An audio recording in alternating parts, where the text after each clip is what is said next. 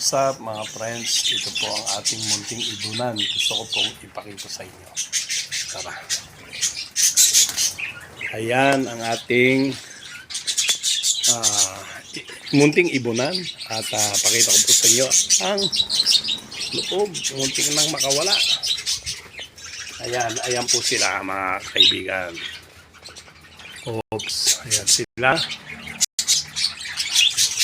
Ito po yung sa ating mga ibaba na hindi pa po namimisa.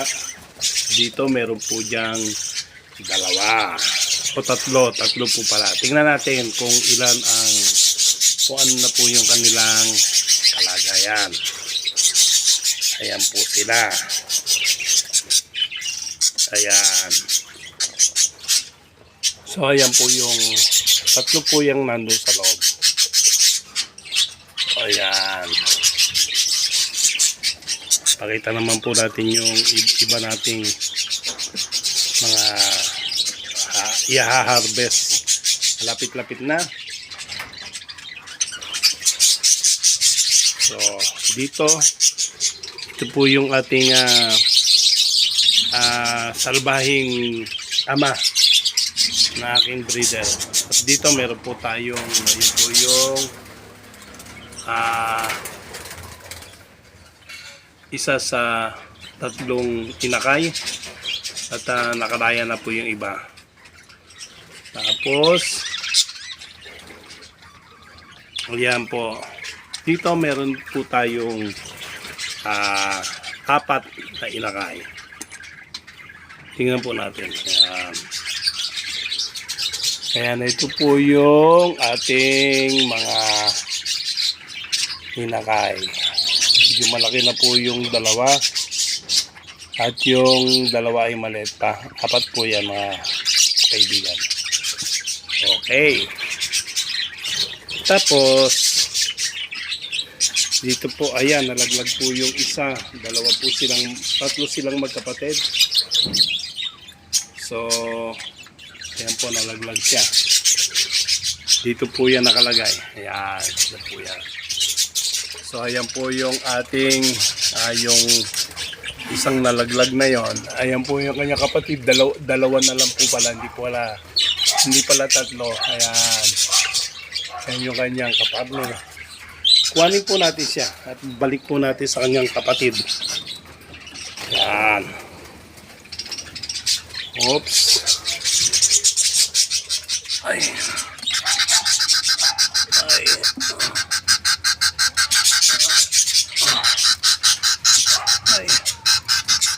Yun.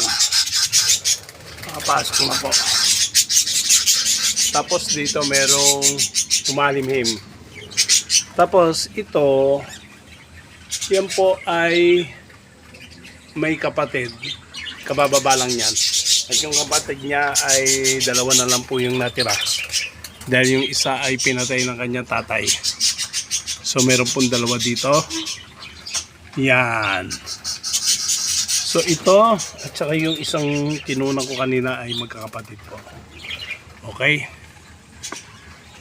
Tapos dito humalimhim po siya at hindi ko po alam kung ilan ang laman. So ayoko pong buksan dahil may istorbo po siya. At tingnan po natin yung dito ay iisang inakay po yung napisa. So ngayon malaki na po siya. Ayan po siya. Ito po yung isang inakay. Okay. So balik natin. So dito naman ay humalimhim po yung inahin dito at yung kanyang inakay ay tatlo na nakakalaya na dito sa loob. Ayan po yung ating mga alaga. Ayan. Ayan po sila. Ayaw po nila na nakakita ng camera ng cellphone. Kaya nakasiwa po yan mga kaibigan. Ayan. Ayan po yung ating mga alaga. So halo-halo po yung iba niyang breeder kasi ito pong aking munting ibunan ay ginawa po nating colony. So at ito pong mga nandito ay yung kagayang pinakita ko kanina. Yan po ay mga naghalimhim pero hindi po napisa. Ayan dito. Pero dito yung pinakita ko kanina, 3. Bali, ito pong buong haba na yan. Yan, magmula dyan hanggang dito.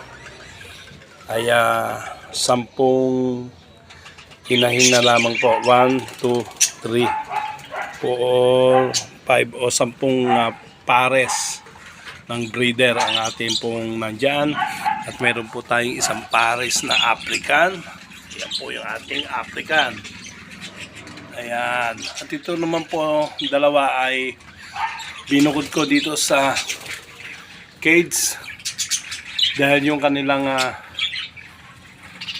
yung mga kapatid sa ina ay binubugbog po nila, mga kaibigan. Kaya hindi po natin kailangang pakawalan sila dahil pinapasok nila yung pugad ng kanilang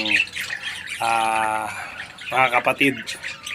At kung pababayaan po natin na itong dalawang ito, kung atin po silang pababayaan na nakakalaya, ay lagi po nilang pinapasok yung pugad at binubugbog yung kanilang kapatid.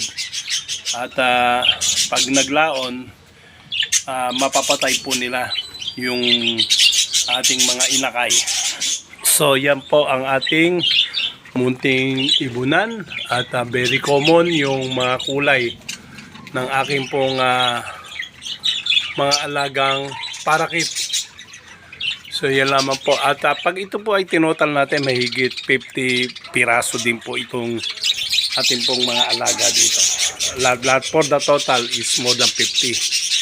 So ito po yung ating unang video na aking pong i-upload sa YouTube. At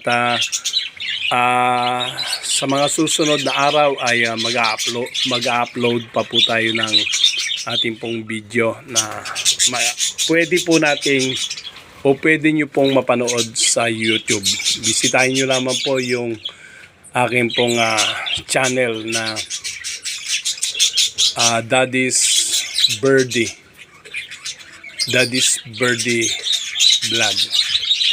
So yan lang po mga kaibigan, mga friends, at maasa po ako na inyo pong panonoorin yung aking pong unang video na i-upload sa YouTube, mga kaibigan. So yan po, hanggang dito na lamang ang ating video.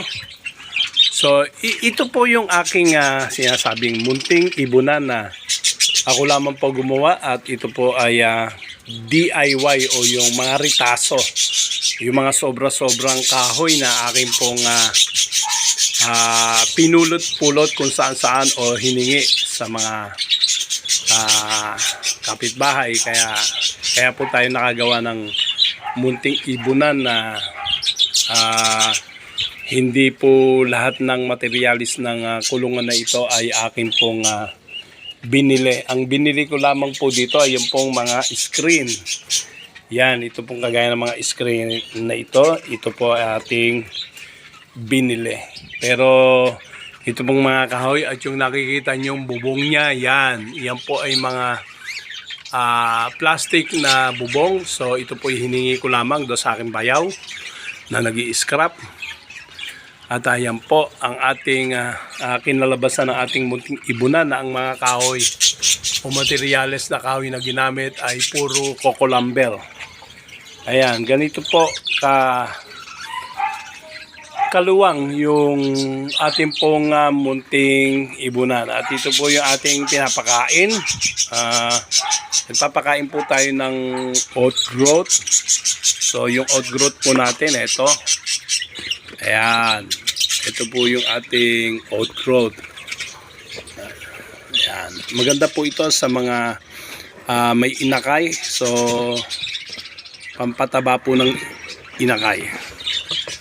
At dito po sa susunod na kahon, ito po yung African mix. So mga kaibigan, hanggang dito na naman po ang ating vlog. magandang araw sa ating lahat. Goodbye. See you next time sa ating video.